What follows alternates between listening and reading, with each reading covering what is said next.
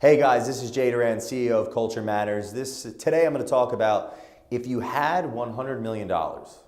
So I was at a conference in August last year, 2016, and I went there with the intention of really finding myself. I just sold my part of my business, and I was really in this place where I don't really know what the next step is. I'm not the kind of person that just wants to work for money. I don't care how much money it is. So if you can relate to that and really relate to wanting to find your purpose in business and life, this might reflect with you. So I'm at Starbucks with someone that ended up taking me under their wing that I was at this conference with. And this person, little did I know at the time, was actually extremely successful. They were there almost like undercover, looking and seeing at what the conference was doing because they wanted to start their own conference that was similar but even better, improve upon it. Now, this is a $100 million organization that they were infiltrating. So that's the quality of this kind of person, as a person, as a mindset. So I'm at Starbucks with this person, and I was unloading, almost vomiting all my passion of all the things that I want to accomplish, all the things that I planned on doing, or at least thought I would be doing when I got back home. And they listened and listened and listened and listened like any good coach would, and then very simply, quietly, just asked one question, and it changed my life. It's probably the reason I'm standing here in front of the camera. He said, Jay, all that sounds great, and I know whatever you do, you're going to be successful because you're passionate and you don't sleep. If you were on a beach or on your yacht or whatever, and you had $100 million, would you still do that? And I didn't have an answer. Just kind of froze up. And that's when I knew that I probably shouldn't do all the things I said I was going to do. Because you don't do things for money. You do things because you just truly love them. And if you can wrap your life around doing what you just truly love, well, isn't that really the meaning of life? It's to live and breathe and be.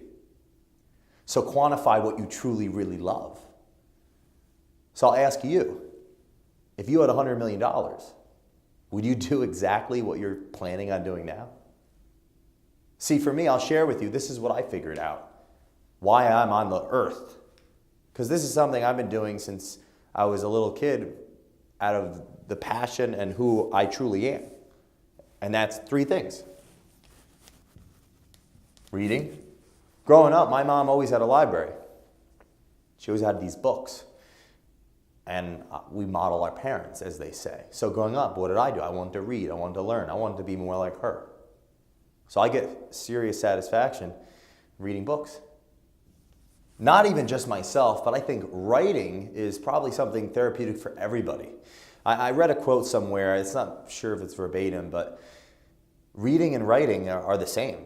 Writing is as natural as speaking for humans. I mean, think about it. You're just writing down your thoughts. I would even argue that we're actually conditioned out of not enjoying writing because of, well, school. Right? You've got to write things you don't want to write. It's almost like it kills our creativity.